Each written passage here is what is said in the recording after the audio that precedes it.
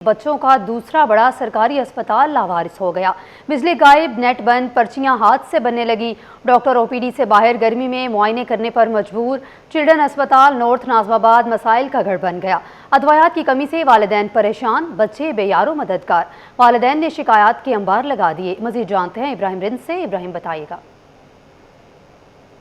इस वक्त हम मौजूद हैं बच्चों की बीमारी के दूसरे बड़े अस्पताल सिंध गवर्नमेंट चिल्ड्रन अस्पताल नॉर्थ नाजमाबाद में। जैसे कि ऐसा लग रहा है अस्पताल के ये लावारिस हो चुका है, जहां पर जो सहूलतें थीं वो ख़त्म होती जा रही हैं और दूर दराज इलाकों से आने वाले मरीज़ों को शदीद मुश्किलात का सामना करना पड़ रहा है। शदीद गर्मी है, हब्स है, बिजली नहीं है। सुबह 10:30 बजे लाइट जाती है और 1 बजे लाइट आती है। इस दौरान जो अमला है उसको भी शदीद मुश्किलात का सामना करना पड़ता है, शदीद गर्मी और हब्स में, जबकि मुख्तलिफ ओपीडी में डॉक्टर ही मौजूद नहीं है गर्मी की वजह से। हमारे कैमरामैन दिखा सकते हैं काशिफ के ये रिसेप्शन के जो है वो मनाजिर हैं जहाँ पे रजिस्ट्रेशन होती है, लेकिन आप देख सकते हैं कि यहाँ पे ना नेट है गुज़श्ता 3-4 दिन से, ना ही यहाँ पर कोई जो है वो पंखा है, क्योंकि लाइट नहीं है। इसमें पंखे तो लगे हुए हैं लेकिन लाइट नहीं है। और इसी तरह आप देख सकते हैं अमला जो है वो हाथों से पर्चियां बनाकर देने पे मजबूर है। अमला मौजूद है, कंप्यूटर मौजूद है, लेकिन नेट भी नहीं है और बिजली भी नहीं है, जिसकी वजह से हाथ से पर्ची देने पे मजबूर है। और इसी तरह अगर अंदर के मनाज़र दिखा सकें हमारे कैमरामैन काशिफ, तो ये वो मरीजों के तीमारदार बैठे हैं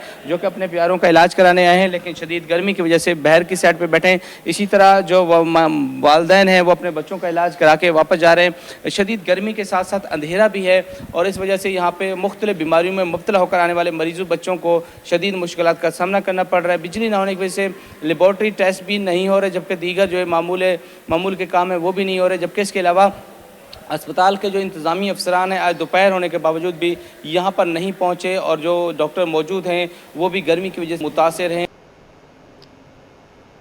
बच्चों का दूसरा बड़ा सरकारी अस्पताल लावारिस हो गया। बिजली गायब, नेट बंद, पर्चियां हाथ से बनने लगी। डॉक्टर ओपीडी से बाहर गर्मी में मुआयना करने पर मजबूर। चिल्ड्रन अस्पताल नॉर्थ नाजमाबाद मसाइल का घर बन गया। अदवायात की कमी से वालिदैन परेशान, बच्चे बेयारो मददगार। वालिदैन ने शिकायत के अंबार लगा दिए। आपको अपडेट कर रहे हैं, बच्चों का दूसरा बड़ा सरकारी अस्पताल लावारिस हो गया। बिजली गायब, नेट बंद, पर्चियां हाथ से बनने लगी। डॉक्टर ओपीडी से बाहर गर्मी में मुआयना करने पर मजबूर हैं।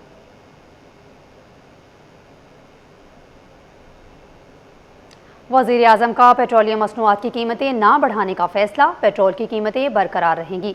वज़ीर आज़म शहबाज शरीफ का कौम से खिताब। मियाँ शहबाज शरीफ कहते हैं रवा हफ्ते 56 अरब रुपये इजाफी बोझ हुकूमत बर्दाश्त करेगी। फी लीटर पेट्रोल 95 रुपये और डीजल पर फी लीटर 203 रुपये इजाफे की तजवीज़ थी।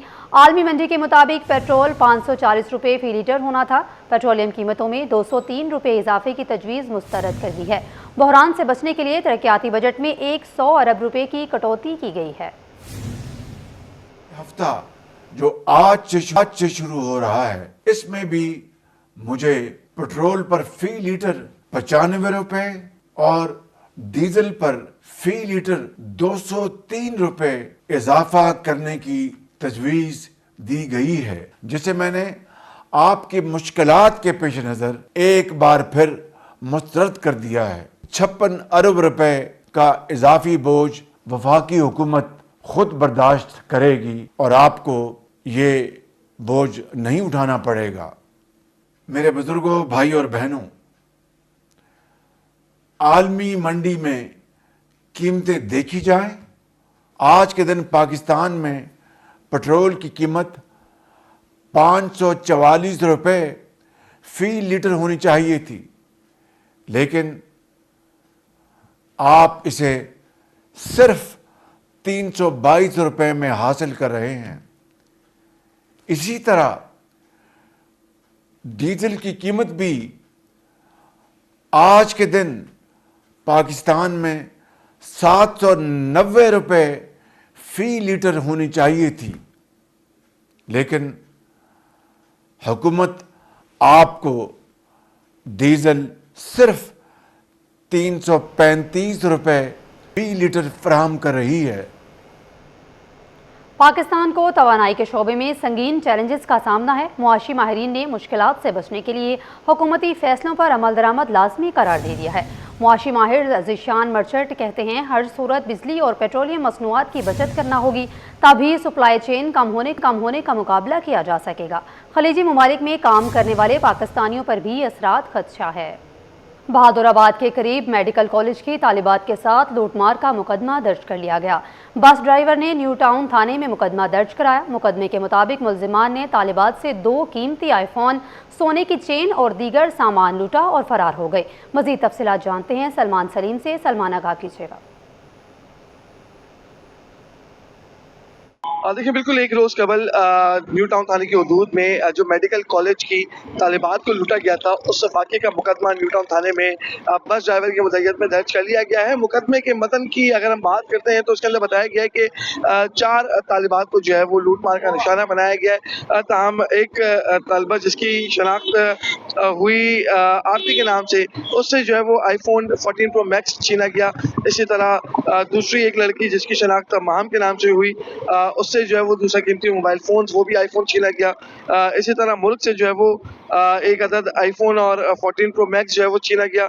ताहम इसी तरह सैयदा फिजा अली से जो है वो सोने की चेन छीनी गई। ताहम ये सूरत हाल है शहर की, और जो मुल्जिमान थे उनकी तादाद 3 थी, जो कि एक मोटरसाइकिल के ऊपर आए थे और बस के अंदर चढ़कर उन्होंने लूट मार की वारदात की। लूट मार के बाद तीनों मुल्जिमान जो है वो फरार होने में कामयाब हुए। ताहम पुलिस की जानिब से ये बताया जा रहा है कि मुख्तलिफ मुकामात की 2 से 3 CCTV फुटेजेस जो है वो हासिल की गई हैं, जिसको इन्वेस्टिगेशन पुलिस जो है वो देख रही है, जबकि वाकई की तहकीकात का आगाज प्रॉपर तरीके से कर दिया गया है। DSP न्यू टाउन जो है वो इस वाकये को देख रहे हैं। ताहम SSP ईस्ट की जानिब से खुसूसी तौर के ऊपर ये टास्क दिया गया है DSP और SHO न्यू टाउन को कि मुल्जिमान को जल्द गिरफ्तार किया जाए। जिस मुकाम के ऊपर ये वारदात हुई है उस मुकाम के ऊपर कैमरे मौजूद नहीं है। ताहम जो एक रूट मैप बनाया गया उसके हवाले से बताया जा रहा है कि एक मुकाम से एक CCTV जो है वो पुलिस ने हासिल की, जिसके अंदर मुल्जिमान को देखा गया है, लेकिन मुल्जिमान ने शनाख्त छुपाने के लिए टोपी का इस्तेमाल किया और मुल्जिमान जो है वो उनकी मोटरसाइकिल के ऊपर नंबर प्लेट भी मौजूद नहीं थी। पुलिस की जानिब से वाकई की तहकीकात का आगाज कर दिया गया। पुलिस ये दावा करती दिखाई देती है कि मुल्जिमान को जल्द गिरफ्तार किया जाएगा। गुज़िश्ता रोज़ जौहर मोड़ पर शहरी की फायरिंग से हलाक दोनों मुबैना डाकुओं की शनाख्त ताहाल ना हो सकी। पुलिस ने दोनों के फिंगरप्रिंट्स हासिल कर लिए हैं। शनाख्त के बाद क्रिमिनल रिकॉर्ड का जायजा लिया जाएगा। दोनों की लाशें चीपा सरदखाने में रखी गई हैं। हलाक मुल्जिमान 6 मोबाइल फोन्स, 1 परस और असलहा बरामद हुआ है। तफसीलात जानते हैं मिराज अख्तर से। मिराज, बताइएगा। मैं इस वक्त चीपा सरखाने के बाहर मौजूद हूँ। गुज़िश्ता रोज एक फायरिंग का वाक़या हुआ था जौहर मोड़ पर, जौहर पुल के ऊपर, जिसमें एक शहरी ने फायरिंग करके मुबीना तौर पर 2 डाकुओं को हलाक कर दिया था, जिनके पास से लूटे गए कुछ सामान भी मिला था और मोबाइल फोन्स भी मिले थे, असलहा भी उनसे बरामद हुआ था। उनकी शनाख्त नहीं हो पाई थी, उनकी शनाख्त अभी हुई है। दोनों मुल्जिमान जिनकी बॉडीज जो है वो चीपा खाने में रखी हुई थी, उनकी शनाख्त बिलाल और कामरान के नाम से हो गई है पुलिस हुकाम के मुताबिक। और ये दोनों मुल्जिमान जो है इनका जो ताल्लुक बताया जा रहे हैं औरंगी टाउन के इलाके के रिहायशी हैं। बहरहाल पुलिस अब इनका क्रिमिनल रिकॉर्ड भी जो है वो चेक कर रही है, क्योंकि इससे पहले इनके फिंगरप्रिंट्स लिए गए थे, तलाश डिवाइस के जरिए चेक किया जा रहा था। उसके बाद ये शनाख्त का अमल मुकम्मल हुआ और इनकी अब शनाख्त हो गई है।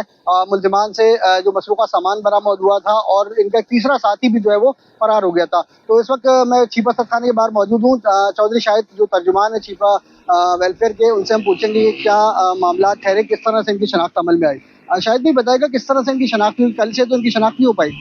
ये शनाख्त ऐप के जरिए इनकी शनाख्त हुई है और जो ये दोनों डाकू हैं, कल तक तो इनकी शनाख्त वाकई नहीं थी। इनके पास से मोबाइल मिले थे 5-6 और एक लूटा हुआ सामान, वॉलेट वगैरह मिले थे, लेकिन शनाख्त ऐप के जरिए इनकी जो बायोमेट्रिक की गई तो उसके जरिए इनकी शनाख्त हुई और इनका क्रिमिनल रिकॉर्ड भी है, तभी शनाख्त ऐप के जरिए इनकी शनाख्त आई है। तो अब ये बॉडीज अभी आपके पास हैं, कोई लेने इनको आया या पुलिस लेके जाएगी, क्या होगा? अभी तक तो इनकी फैमिलीज नहीं आई।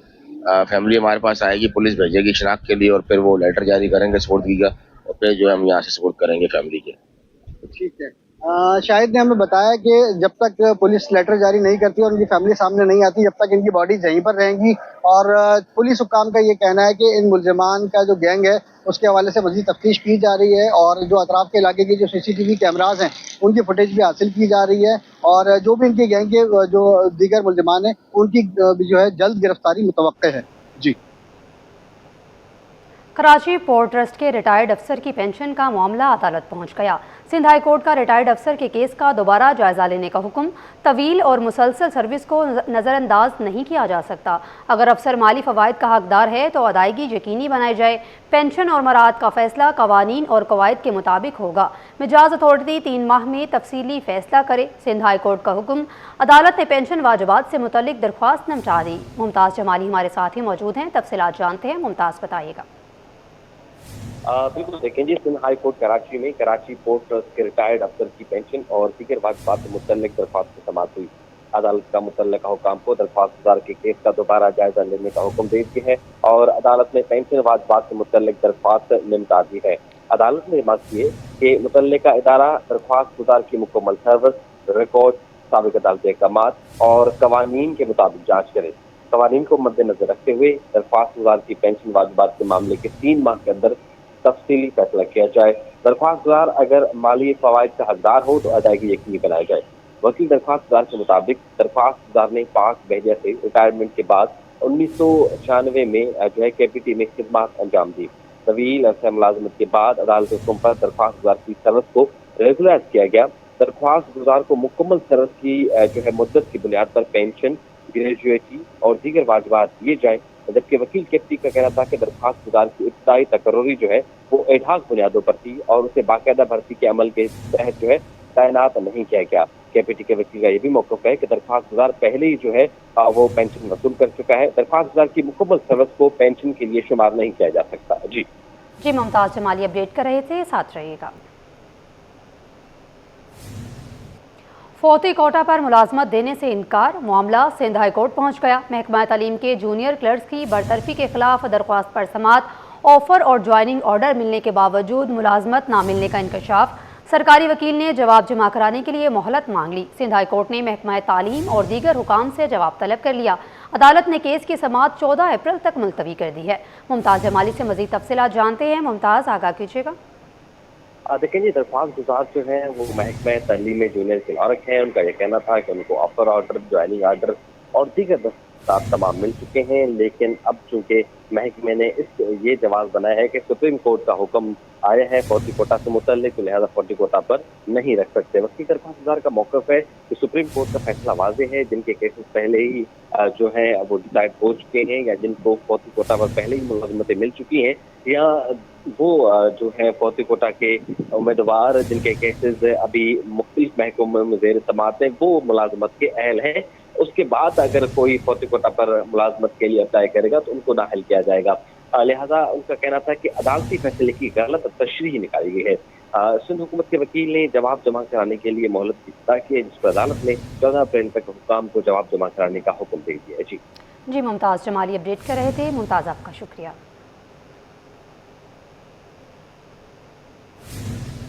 सिंध हाई कोर्ट में लापता अफराद की बाजियाबी से मुतल्लिक दरख्वास्तों पर समाअत हुई। पुलिस ने पेशरफ्त रिपोर्ट अदालत में जमा करा दी। इस हवाले से तफसीलात जानेंगे मुमताज़ जमाली से। मुमताज़, बताइएगा। आज सिंध हाई कोर्ट कराची में लापता अफराद की बाजियाबी से मुतल्लिक दरख्वास्तों पर समाअत हुई है। पुलिस ने अपनी पेशरफ्त रिपोर्ट अदालत में जमा करा दी है। पुलिस के मुताबिक लापता शहरी साहबजादा पहले 2024 में लापता हुए थे, बाद में वो अपने घर वापस आ गए थे, लेकिन अब वो 1 जनवरी जो है वो अपने घर वापस आ गए थे, लेकिन शहरी जो है वो दोबारा लापता हो गए हैं। तो शहरी की दोबारा गुमशुदगी से मुतल्लिक मुकदमा दर्ज किया गया है, जबकि GIT भी कायम की गई है। इसके अलावा इसमें रिपोर्ट जो पुलिस ने जमा कराई है उसके मुताबिक जो शहरी हैं सऊदाबाद से लापता हुए थे बिलाल, वो अपने घर वापस आ गए हैं। शहरी की वापसी पर अदालत ने जो गुमशुदगी से मुतल्लिक दरख्वास्त थी और वो निपटा दी है। लिहाजा अदालत ने दीगर लापता शहरियों की बाजियाबी से मुतल्लिक हुकाम से पेशरफ्त रिपोर्ट तलब कर ली है, जबकि अदालत ने पुलिस समेत दीगर को नोटिस जारी करते हुए मजीद दरख्वास्तों की समाअत 21 अप्रैल तक मुलतवी कर दी है। जी जुडिशल मजिस्ट्रेट शुर्की में गैर कानूनी कॉल सेंटर के जरिए स्कैम करने के केस की समाअत हुई है। अदालत ने मुलजिमान की दरख्वास्त जमानत मंजूर कर ली। मुलजिमान को 1 लाख रुपए के जमानती मचलके जमा कराने का हुक्म दे दिया। मजीद तफसीलात बताएंगे जवाद आसिफ। जवाद, बताइएगा। जी, गैर कानूनी कॉल सेंटर के ज़रिए शहरियों से स्कैम करने का मुकदमा है। जुडिशल मजिस्ट्रेट शर्की की अदालत में मुल्ज़िमान की दरख्वास्त ज़मानत की समाअत हुई है। अदालत ने तमाम मुल्ज़िमान की ज़मानत मंजूर कर ली और उन्हें फ़ीकस 1 लाख रुपए के ज़मानती मचल के जमा करवाने का हुक्म भी सादिर फरमा दिया है। इन मुल्ज़िमान में नादिर, आदिल, अली रज़ा और दीगर शामिल हैं। मुल्ज़िमान को साइबर क्राइम ने गिरफ़्तार किया था। साइबर क्राइम हुक्काम के मुताबिक शारा फैसल पे वाक़ गैर कानूनी कॉल सेंटर था और ये पूरा जो है वो फ्रॉड नेटवर्क था जिन्हें पकड़ा गया था। मुल्ज़िमान बैंकों के जाली नुमाइंदे बनकर जो है वो शहरियों से धोखा दही करते थे, उनकी रकम भी हथियाते थे और मुल्ज़िमान छापे के दौरान जो है वो स्पूफिंग जो डिवाइसेस हैं वो भी बरामद कर ली गई हैं। मुल्ज़िमान को जुडिशल मजिस्ट्रेट ने अदालती रिमांड पर जेल भेजा था, जिसके बाद मुल्ज़िमान ने दरख्वास्त ज़मानत के लिए दायर किया था। मुल्ज़िमान के ख़िलाफ़ पीका तरमीमी एक्ट के तहत ये मुकदमा दर्ज किया गया था। महकमा खुराक सिंध में अरबों रुपए की बदउनवानी, 1 लाख मैट्रिक टन से ज़ायद गंदम गायब कर दी गई। गोदामों से बाहर रखी गंदम को ख़राब करार दे दिया। ग्रेड 12 से ग्रेड 20 तक के 75 अफसरान और मुलाजमीन के खिलाफ कार्रवाई जारी। 9 अफसरान को मुलाजमत से बरतरफ कर दिया गया। 22 को मुअत्तल करके मुकदमात एंटी करप्शन को भेज दिए गए हैं। मज़ीद तफसीलात जानते हैं हमारे नुमाइंदे आजिज़ जमाली से। आजिज़ बताइएगा। जी देखिए, महकमा खुराक सिंध में जो गंदम ख़रीदी गई थी 2 बरस कबल, उस गंदम में अरबों रुपए की बदउनवानियों का इंकशाफ हुआ है और वो तकरीबन 1 लाख मैट्रिक टन गंदम जो है रिकॉर्ड से गायब है। बताया गया था कि ये गंदम ख़राब हो गई है या चूहे खा गए हैं, लेकिन 1 लाख मैट्रिक टन गंदम का गायब होना और फिर उस पर महकमा खुराक की जानिब से वज़ीर आला सिंध सैयद मुराद अली शाह की हिदायत पर एक तहकीकात की गई थी, जिसमें महकमा खुराक के अफसरान को ज़िम्मेदार करार दिया गया था। बताया जा रहा है कि ग्रेड 12 से ग्रेड 20 तक के 75 अफसरान के ख़िलाफ़, अफसरान और मुलाजमीन के ख़िलाफ़ इसमें कार्रवाई की गई है, जिसमें 9 सरकारी अफसरान को मुलाजमतों से बरतरफ़ किया गया है। बरतरफ़ होने वालों में डिस्ट्रिक्ट फूड अफसरान भी शामिल हैं, जबकि 22 अफसरान को मुअत्तल करके उनके ख़िलाफ़ मुकदमात जो हैं वो एंटी करप्शन को भेज दी गई हैं। 43 ऐसे अफसरान हैं जिनके ख़िलाफ़ अभी भी तहकीकात जारी है और इन अफसरान को शोकाज़ नोटिस जारी किए गए हैं। अफसरान के ख़िलाफ़ ये महकमाती कार्रवाई हुई है, चूँकि जब महकमे ने ख़ुद तहकीकात की थी और फिर उसमें रिपोर्ट दी थी, उस रिपोर्ट में बताया गया था कि गंदम जो है वो सरकारी गोदामों के बजाय, यानी गोदामों में जगह न होने के बजाय गोदामों के बाहर रखी गई थी, यानी ग्राउंड पे रखी गई हुई थी। बारिशें हुई, सैलाब हुए, इस वजह से गंदम ख़राब हो गई, ज़ाया हो गई, बर्बाद हो गई, ये बताया गया था अफसरान की जानिब से। लेकिन रिपोर्ट में ये बात साबित नहीं हुई और तकरीबन जो है 1 लाख मैट्रिक टन गंदम अभी भी गायब है। मैट्रिक टन गंदम कहाँ गई इसके बारे में बताया जा रहा है। अब ज़ाहिर है कि नई ख़रीदारी जब होगी तो वो जो पुराना बाब है वो बंद हो जाएगा, लेकिन इसमें अफसरान के ख़िलाफ़ क्या कार्रवाई होती है, उनके ख़िलाफ़ मुकदमात बनते हैं, गिरफ़्तारियाँ होती हैं या क्या होता है, वो अब देखना पड़ेगा। जी। Pakistan flour mills association Sindh zone ने सूबाई सतह पर गंदम की खरीदारी के तरीक़ाकार पर तहफ़्फ़ुज़ात का इजहार कर दिया। चेयरमैन अब्दुल जुनैद अजीज़ का कहना है कि सब्सिडी या तो बराह रास्त आवाम को दी जाए या फिर सब्सिडी के बाब को बंद कर दिया जाए। गंदम की खरीदारी पब्लिक प्राइवेट पार्टनरशिप के तहत होनी चाहिए ताकि आवाम को फ़ायदा पहुँचे। मज़ीद जानते हैं बसीम इफ्तिखार से। बसीम आगाह कीजिएगा। जी बिल्कुल, गुज़श्ता रोज़ सूबाई हुकूमत के वज़रा की जानिब से गंदम की ख़रीदारी के हवाले से पॉलिसी जारी की गई और प्रोक्योरमेंट के तरीक़ेकार जो है उससे आगाह किया गया है। इस वक्त मेरे साथ मौजूद हैं अब्दुल जुनैद अजीज़, जो कि Pakistan flour mills association Sindh zone के चेयरमैन हैं। इनसे जानते हैं कि गुज़श्ता रोज़ हुकूमत सिंध की जानिब से जो प्रोक्योरमेंट की तरीक़ेकार जो जारी किया गया है और जो ख़रीदारी के हवाले से बात की गई है उस पर उनका क्या कहना है। जुनैद साहब, क्या कहेंगे इस हवाले से कि कल गंदम की ख़रीदारी के हवाले से बाकायदा एक पॉलिसी जारी की गई है और इसके साथ साथ प्रोक्योरमेंट के तरीक़ेकार को भी वज़ह किया गया है। बिस्मिल्लाहिर्रहमानिर्रहीम, अस्सलाम वालेकुम। देखिए, पॉलिसी और कल जो सारी ब्रीफिंग हुई है, ऑलमोस्ट पहले भी सिलसिला ये होता था कि हमने ग्रोवर से ही परचेज़ करनी होती थी, लेकिन इस दफ़ा वो हारी कार्ड पे उनको फर्टिलाइज़र वगैरह दी गई है, तो एक अच्छा इकदाम है कि उनसे ही गंदम ली जाए जिनको हमने खाद दी है या और किसी तरह फैसिलिटेट किया है, लेकिन अब ज़माना तब्दील हो गया है, हम बहुत एडवांस दौर में आ गए।